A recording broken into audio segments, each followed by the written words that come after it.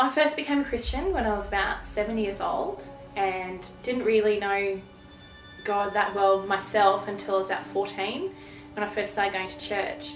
And we went to a few different churches in the couple of years that followed then, and when I was about 16, the church that we were going to, it disbanded, and not long after that a friend of mine died very suddenly, and those things combined with some other things that were happening in my life just sort of catalysed, and it was not long after that that I actually walked away from God.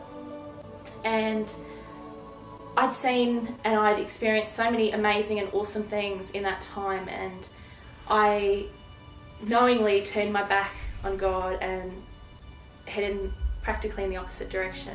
And so then the next 6 or so years of my life were the hardest years of my life.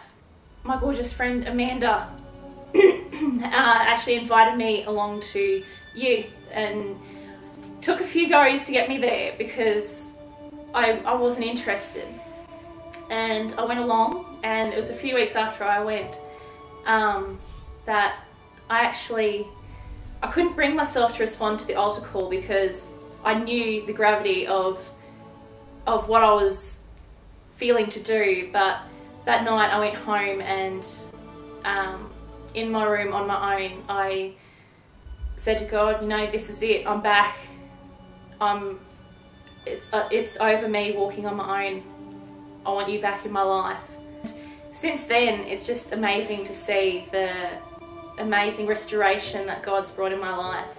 Like, before I walked away from God, I was baptized in the Holy Spirit, and it was at youth camp that it just so grieved me that I realised, you know, such an amazing gift that I'd walked away from, that I had decided no, I didn't want it anymore. And at youth camp, God restored that, and so many things since then. It's just amazing to see that He's such a God of restoration, and no matter how far you run in the opposite direction, you're never too far that He can't grab you and hang on to you.